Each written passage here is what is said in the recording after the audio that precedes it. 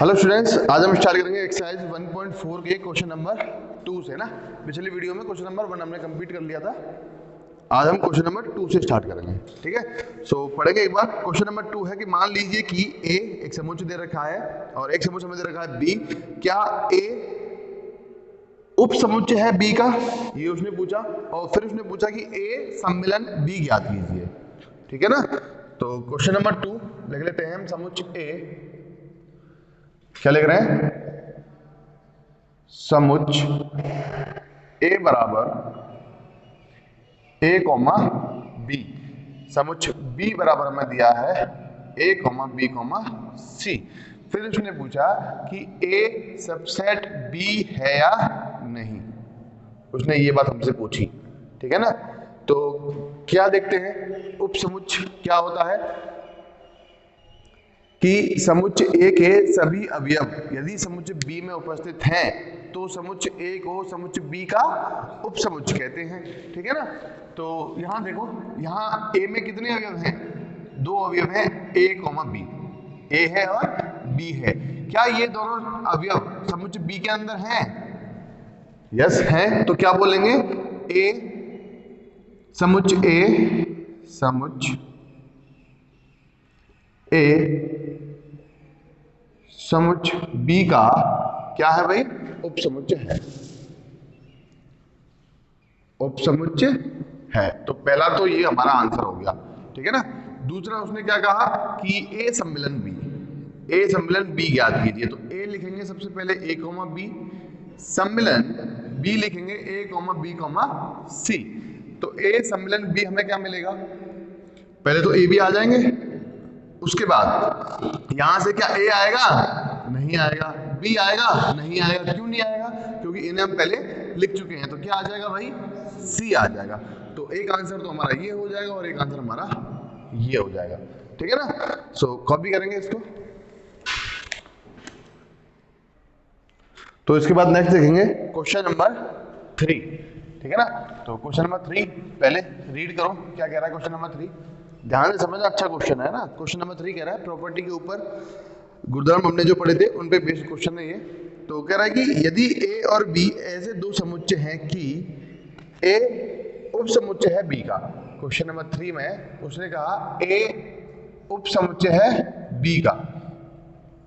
दो समुच्चय उसने दे रखे हैं, दो समुच्चय उसने हमें दिए ए कॉमा बी। तो उसने कहा हमसे कि ए उप समुच्चय है बी का। यदि ए उप समुच्चय है बी का तो ए सम्मिलन बी क्या होगा? उसने हमसे ये बात पूछी, ठीक है ना। क्या पूछा?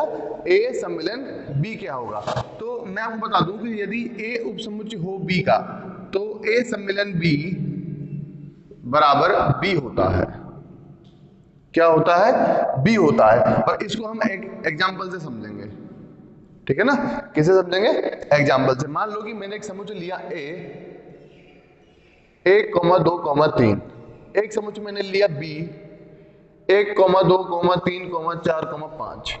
तो ध्यान से देखो कि क्या ए उप समुच्चय है बी का? हाँ, ए उप समुच्चय है बी का। कैसे पता चला? कि ए में जितने भी अवयव हैं वो सभी अवयव कहाँ उपस्थित होने चाहिए? समुच्चय बी में उपस्थित होने चाहिए। तो इसका मतलब क्या हुआ कि ए उप समुच्चय है बी का। तो ए सम्मिलन बी करके देखें क्या मिलता है। ए लिखेंगे 1, 2, 3, सम्मिलन बी लिखेंगे 1, 2, 3, 4 एंड 5। बात समझ में आई? तो ए सम्मिलन बी देखो क्या मिला। सबसे पहले 1, 2, 3 आ जाएंगे ये वाले। यहां से 1 आएगा? नहीं। 2 आएगा? नहीं। 3 आएगा? नहीं। क्या आएगा? 4 और 5। और इस समुच्चय को मैं वापस क्या लिख सकता हूं? बी।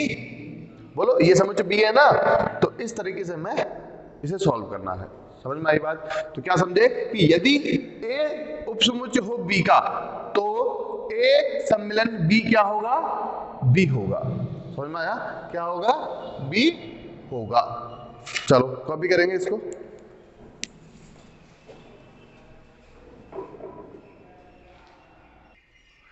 तो नेक्स्ट देखेंगे अब क्वेश्चन नंबर 4, ठीक है ना। पढ़ो क्वेश्चन नंबर 4। क्वेश्चन नंबर 4 कह रहा है कि यदि समुच्चय ए हमें दिया है, समुच्चय बी हमें दिया है और दिया है समुच्चय सी। ठीक है ना। ए बी सी 3 समुच्चय दिए हैं और समुच्चय डी भी हमें दिया है, 4 समुच्चय उसने दिए। तो निम्नलिखित ज्ञात कीजिए। निम्नलिखित में हमें ए सम्मिलन बी, ए सम्मिलन सी, ए बी सम्मिलन सी, ये सब ज्ञात करने हैं। तो इनमें से हम 3 क्वेश्चन 4 क्वेश्चन हम करेंगे, बाकी आप लोग इसमें सॉल्व करोगे। तो क्वेश्चन नंबर 4 लिख रहे हैं कि क्या कहा कि यदि ए बराबर 1, 2, 3, 4, बी बराबर 3, 4, 5, 6, सी बराबर 5, 6, 7, 8 और डी बराबर हमें दिया है 7, 8, 9 और 10। तब हमें ज्ञात करना है पहला ए सम्मिलन बी। क्या ज्ञात करना भाई? ए सम्मिलन बी। तो देखो कैसे करेंगे, वही प्रोसेस है जैसे हम करते आ रहे हैं। सबसे पहले समुच्चय ए लिखेंगे, 1, 2, 3, 4 हमें मिलेगा। समुच्चय बी लिखेंगे 3, 4, 5 और 6। तो इन सभी अवयवों को मिला के रखना है एक समुच्चय के अंदर, और ध्यान रखना किसी भी अवयव की पुनरावृत्ति नहीं होनी चाहिए। तो क्या आ जाएगा, पहले तो 1, 2, 3, 4 आ जाएंगे। यहां से देखो 3 आएगा नहीं, 4 आएगा नहीं, क्या आ जाएगा 5 और 6। तो ये हमने निकाला ए सम्मिलन बी। अब देखो दूसरा या फिर तीसरा देख लो, दूसरा आप कर लेना ए सम्मिलन सी। हम देखते हैं बी सम्मिलन सी।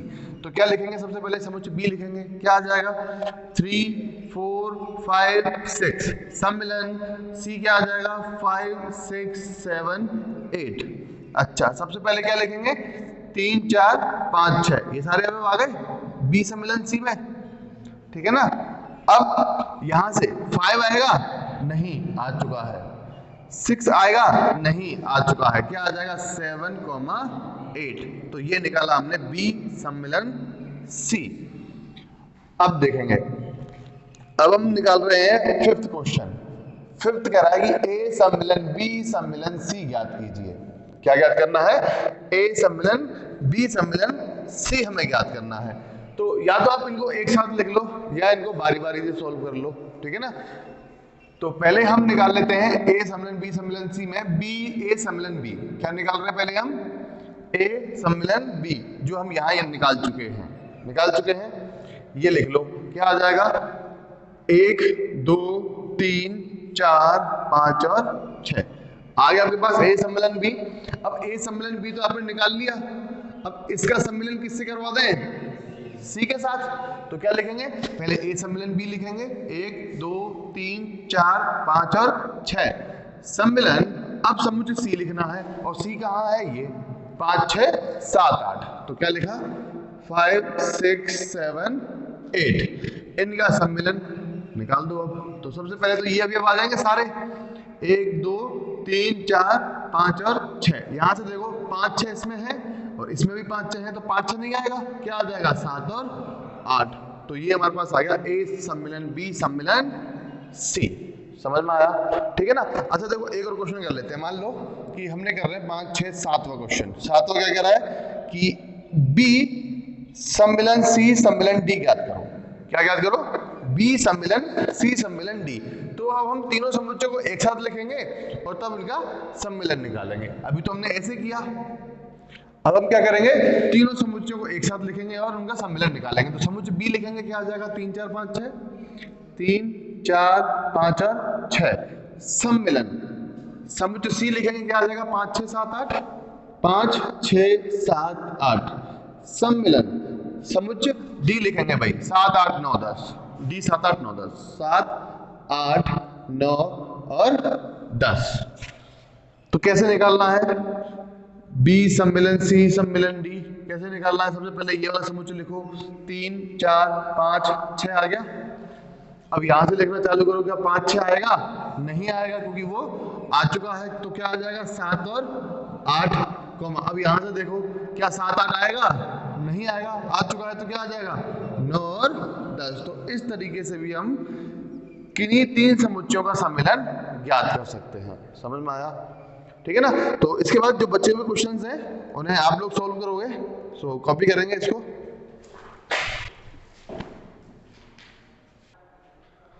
तो इसके बाद नेक्स्ट देखेंगे क्वेश्चन नंबर 5। कह रहे हैं प्रश्न 1 में दिए गए प्रत्येक समुच्चय युग्म का सर्वनिष्ठ समुच्चय ज्ञात कीजिए, है ना। प्रत्येक समुच्चय का सर्वनिष्ठ समुच्चय ज्ञात कीजिए। तो क्वेश्चन नंबर 1 से लेना है हमें, ठीक है ना। अभी हम कर रहे हैं क्वेश्चन नंबर 5। तो क्वेश्चन नंबर 1 में फर्स्ट हमें दे रखा है x एक समुच्चय जिसके अवयव हैं 1, 3, 5 और एक समुच्चय हमें दे रखा है y जिसके अवयव हैं 1, 2, 3।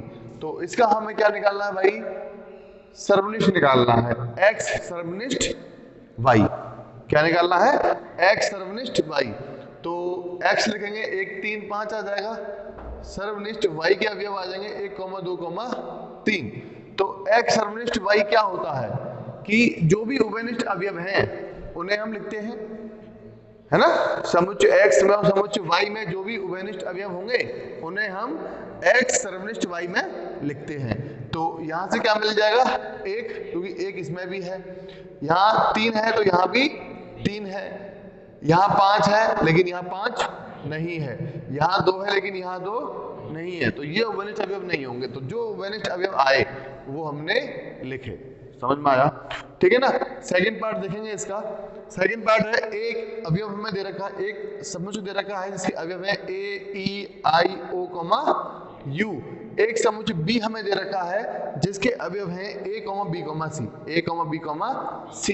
तो a सर्वनिष्ठ b में हमें वो अवयव लिखने हैं जो समुच्चय a और समुच्चय b में उभयनिष्ठ है। तो देखो यहाँ पर a है, यहाँ भी a है तो a आ जाएगा, ठीक है ना। यहाँ देखो यहाँ B है लेकिन यहाँ B नहीं है तो B नहीं आएगा। यहाँ C है, क्या यहाँ पे C है? नहीं है। तो सिर्फ कौन सा अवयव आया हमारे पास? एक ही अवयव आ जाएगा A। समझ में आया? ठीक है ना। इसके बाद थर्ड कह रहा है समुच्चय A x इस प्रकार है, x एक प्राकृत संख्या है और 3 का गुणज है। x एक प्राकृत संख्या है और 3 का गुणज है। तो पहले ये कॉपी करेंगे उसके बाद हम करते हैं। तो देखेंगे थर्ड पार्ट, ठीक है ना। लिख रहे हैं हम थर्ड पार्ट में समुच्चय A के अंदर कहा कि x इस प्रकार है, x एक प्राकृत संख्या है, प्राकृत संख्या है और 3 का गुणज है, और 3 का गुणज है, ठीक है ना।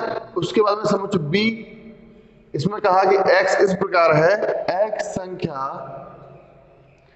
6 से कम एक प्राकृत संख्या है, एक प्राकृत संख्या है।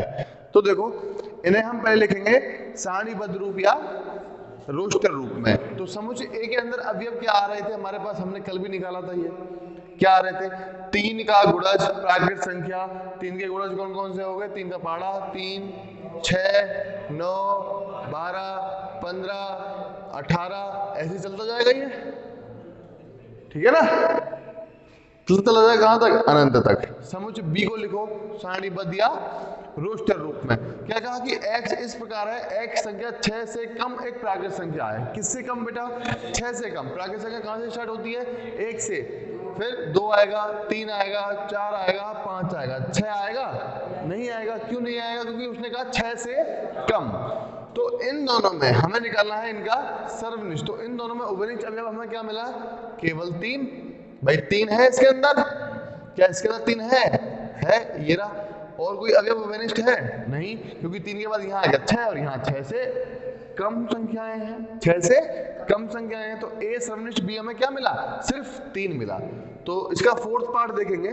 फोर्थ पार्ट में समुच्चय A ने कहा कि x इस प्रकार है, x एक प्राकृत संख्या है, x एक प्राकृत संख्या है और एक x जो है वो 1 से बड़ा और 6 के बराबर है, 6 से छोटा है, ठीक है ना। समुच्चय B में हमसे कहा कि x इस प्रकार है, x एक प्राकृत संख्या है, x एक प्राकृत संख्या है और x जो है वो 6 से बड़ा और 10 से छोटा है, ठीक है ना। तो इन दोनों समुच्चयों को भी पहले किस में लिखेंगे हम? सारणीबद्ध या रोस्टर रूप में। तो A के अंदर कौन कौन से अवयव आ जाएंगे? तो कुछ ने कहा कि x एक प्राकृत संख्या है, x एक प्राकृत संख्या है और x जो है वो 1 से बड़ा 6 से छोटा या उसके बराबर है, एक से बड़ा है, एक से बड़ा यानी कहां से लेना है, 2 से। एक से बड़ा क्या होगा, 2।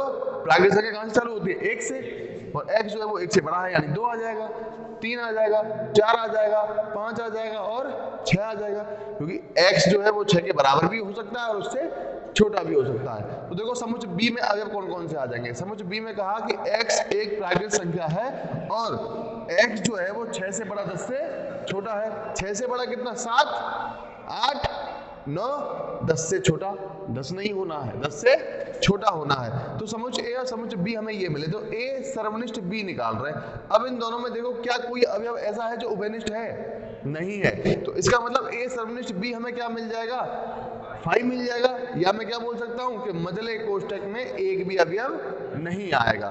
तो इस तरीके से हमने इन क्वेश्चंस को सॉल्व करना है। समझ में आया, ठीक है ना। इसे कॉपी करेंगे, उसके बाद देखते हैं 5th पार्ट, कॉपी करेंगे। तो इसके बाद देखेंगे 5th पार्ट।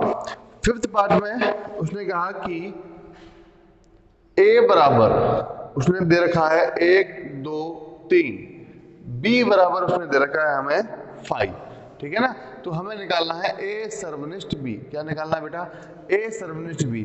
तो सबसे पहले a समुच्चय लिख लिया, 1, 2, 3 का इंटरसेक्शन 5। तो a इंटरसेक्शन b बराबर क्या है हमारे पास, इन दोनों में कोई अवयव उभयनिष्ठ है नहीं है, तो क्या लिखेंगे, 5 लिखेंगे, या क्या लिखेंगे, मझला कोष्ठक, ठीक है ना। तो इस तरीके से हमें क्वेश्चन को सॉल्व करना है। तो कॉपी करेंगे इसको। इसके बाद देखते हैं हम क्वेश्चन नंबर 6। तो क्वेश्चन नंबर 6 कह रहा है कि यदि a b c d 4 समुच्चय उसने हमको दिए, तब उसने हमसे पूछा कि a intersection b, a सर्वनिष्ठ b, b सर्वनिष्ठ c, a सर्वनिष्ठ c सर्वनिष्ठ d क्या होगा। तो जैसे हमने क्वेश्चन नंबर 4 सॉल्व किया था, वैसे ही हमें क्वेश्चन नंबर 6 सॉल्व करना है। तो क्वेश्चन नंबर 6 में सबसे पहले दिए गए समुच्चय लिख लेते हैं। समुच्चय a दे रखा है 3, 5, 7, 9, 11, ठीक है ना। समुच्चय b दे रखा है 7, 9, 11 और 13। समुच्चय c दे रखा है 11, 13, 15, ठीक है ना। समुच्चय d दे रखा है 15, 17। तो फर्स्ट क्वेश्चन, ठीक है ना, कुछ क्वेश्चंस करेंगे इसके, लगभग 4-5 क्वेश्चन करेंगे, उसके बाद सभी क्वेश्चंस आपको सॉल्व करने हैं, ठीक है ना। तो सबसे पहले दे रखा है उसने a सर्वनिष्ठ b। क्या दे रखा है, a सर्वनिष्ठ b। तो क्या लिखेंगे, सबसे पहले समुच्चय a लिख लो, 3, 5, 7, 9, 11। सर्वनिष्ठ b बोलो, 7, 9, 11 और 13, ये आ जाएंगे। हमें लिखना है a सर्वनिष्ठ b, यानी कि जो अवयव उभयनिष्ठ हैं उन्हें लिखना है। तो सबसे पहले उभयनिष्ठ देखो, 7, 9, 7, 9, तो क्या आ जाएगा 7, 9। इसके अंदर 11 भी है, इसके अंदर 11 भी है, तो क्या आ जाएगा 11। और कोई उभयनिष्ठ अवयव है नहीं है, तो a सर्वनिष्ठ b में हमें ये अवयव मिले। थर्ड देखते हैं ना, सेकंड आप लोग कर लेना। थर्ड देखते हैं। थर्ड में उसने कहा कि a सर्वनिष्ठ c सर्वनिष्ठ d ज्ञात करो, ठीक है ना, ये हमें ज्ञात करना है। तो बारी बारी से करते हैं। पहले हमने मान लो कि a सर्वनिष्ठ c ज्ञात किया, तो a के अवयव क्या आ जाएंगे, 3, 5, 7, 9 और 11। सर्वनिष्ठ c के अवयव क्या आ जाएंगे, 11, 13, 15। तो a सर्वनिष्ठ c हमें क्या मिल जाएगा, समझ में आ रहा है कैसे करना है। पहले हम इस वाले भाग को सॉल्व कर लें, इस वाले भाग को सॉल्व करेंगे, उसके बाद हम इसका सर्वनिष्ठ करवाएंगे d के साथ में। तो पहले क्या निकाल रहे हैं हम, a सर्वनिष्ठ c। तो a के अवयव लिखे, सर्वनिष्ठ b के अवयव लिखे, तो a सर्वनिष्ठ c में वो अवयव आ जाएंगे जो उभयनिष्ठ अवयव है। अब देखो उभयनिष्ठ अवयव सिर्फ मुझे एक ही दिख रहा है यहाँ पे, तो 11, तो यहाँ क्या आ जाएगा 11 आ जाएगा।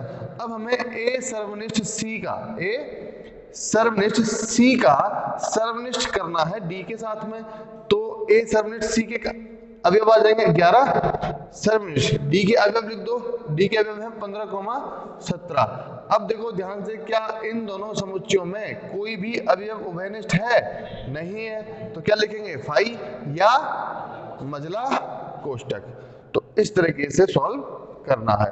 अगर हम डायरेक्टली सॉल्व करना चाहें तो भी कर सकते हैं। तो एक और देखते हैं, डायरेक्टली में 3 का कोई इंटरसेक्शन नहीं है। चलो तो 6 पार्ट देखते हैं। 6 में कहा उसने a intersection b union c ज्ञात करो। a इंटरसेक्शन b सम्मिलन सी ज्ञात कीजिए। तो सबसे पहले हम निकालेंगे इसमें बी सम्मिलन सी। क्या निकालेंगे? जो ब्रैकेट वाला भाग है, जो कोष्टक में हमें दे रखा है, सबसे पहले हमें उसे सॉल्व करना होता है। बात समझ आ रही ना? तो सबसे पहले हम जो कोष्टक में दे रखा है, कोष्टक में दे रखा है हमें बी सर्वनिष्ठ सी। तो पहले ये निकालेंगे, बी के अवयव 7 9 11 13, सम्मिलन सी के अवयव 11 13 15, है ना? तो बी सम्मिलन सी बराबर, सबसे पहले तो ये अवयव आ ही जाएंगे 7 9 11 और 13। इसके अंदर से क्या 11 आएगा? नहीं, क्योंकि पुनरावृत्ति हो जाएगी। 13 आएगा? नहीं, तो क्या आ जाएगा फिर? 15 आ जाएगा। तो बी सम्मिलन सी हमें मिला। अब इसका हमें सर्वनिष्ठ करना है समुच्चय ए के साथ में। तो समुच्चय ए के अवयव लिख दो, 3 5 7 9 11, इस तरीके से। इसका सर्वनिष्ठ बी यूनियन सी, बी सम्मिलन सी के साथ में। तो बी सम्मिलन सी के अवयव आ जाएंगे 7 9 11 13 और 15। अब ए सर्वनिष्ठ बी सम्मिलन सी में इन दोनों समुच्चयों में जो भी उभयनिष्ठ अवयव होंगे उन्हें हम लिख देंगे, क्योंकि हम समुच्चय ए और बी सम्मिलन सी का क्या कर रहे हैं? सर्वनिष्ठ कर रहे हैं। क्या कर रहे हैं? सर्वनिष्ठ। तो उभयनिष्ठ अवयव देखो क्या मिलेगा? 7 9 11 7 9 11, यही मिलेगा। तो लिख देंगे 7 9 11। तो इस तरीके से हल करना है। समझ में आई बात? तो इसके बाद एक क्वेश्चन और हम सॉल्व करेंगे। मान लो कि 10वां क्वेश्चन हम सॉल्व कर लेते हैं। 10वें क्वेश्चन में उसने कहा कि ए सम्मिलन डी का सर्वनिष्ठ बी सम्मिलन सी से करो। क्या कहा? कि ए सम्मिलन डी का सर्वनिष्ठ हमें करना है बी सम्मिलन सी से। तो पहले हम निकालेंगे ब्रैकेट वाला भाग, यानी कि ए सम्मिलन डी निकालेंगे और बी सम्मिलन सी निकालेंगे। तो ए सम्मिलन डी, ए के अवयव 3 5 7 9 और 11, सम्मिलन डी के अवयव 15 17। तो सम्मिलन करेंगे ए सम्मिलन डी में, सबसे पहले ये सारे अवयव आ जाएंगे 3 5 7 9 और 11। अब देखो क्या 15 आया है? नहीं, तो 15 लिखेंगे। क्या 17 आया है? नहीं, तो 17 भी लिख देंगे। समझ में आई बात? तो क्या आ गया हमारे पास? ए सम्मिलन डी आ गया भाई। क्या आ गया? ए सम्मिलन डी। अब हम निकालना है बी सम्मिलन सी। तो बी के अवयव लिखो भाई पहले। बी के अवयव है 7 9 11 13। इसका सम्मिलन करना है सी के साथ में। सी के अवयव लिखो 11 13 और 15। समझ में आई बात? तो बी सम्मिलन सी में हमें कौन कौन से अवयव मिलेंगे? देखो ध्यान से, सबसे पहले ये अवयव आ जाएंगे 7 9 11 और 13 आ जाएंगे ना। इसके बाद में यहाँ से देखो 11 आएगा? नहीं, आ चुका है। 13 आएगा? नहीं, तो क्या आ जाएगा? सीधा 15 आ जाएगा। तो ये हमें मिल गया बी सम्मिलन सी। अब हमें निकालना है इन दोनों समुच्चयों का सर्वनिष्ठ। तो क्या निकाल रहे हैं हम निकाल रहे हैं ए सम्मिलन डी सर्वनिष्ठ बी सम्मिलन सी। तो सबसे पहले ए सम्मिलन डी समुच्चय के अवयव लिखेंगे। तो क्या आ जाएगा? 3 5 7 9 11 15 और 17। कहां से लिखा भाई हमने? यहां से लिखा। इसका सर्वनिष्ठ कर रहे हैं बी सम्मिलन सी के अवयव लिखो। क्या आ जाएगा? 7 9 11 13 और 15। समझ में आ रही है बात? इसके बाद इन दोनों में जो भी उभयनिष्ठ अवयव है उन्हें हम लिखना है। उभयनिष्ठ अवयव देखो क्या क्या मिला। क्या 3 इधर है? नहीं। 5 है? नहीं। 7 है? हाँ, तो 7 आ जाएगा। उसके बाद देखो 9 भी है तो 9 आ जाएगा। उसके बाद देखो 11 है तो 11 भी आ जाएगा। क्या 15 आएगा? आ जाएगा 15, ठीक है ना। 17 आएगा? नहीं आएगा। तो इसमें ए सम्मिलन डी सर्वनिष्ठ बी सम्मिलन सी में हमें ये 4 अवयव मिले, 7 9 11 और 15। तो इस तरीके से हमें क्वेश्चंस को सॉल्व करना है। तो इसमें जो बचे हुए क्वेश्चंस हैं उन्हें आप अच्छे से समझ के कॉपी करोगे। जो क्वेश्चन नहीं आएगा, नहीं होगा, उससे पूछ लेंगे, ठीक है ना। सो कॉपी करेंगे इसको।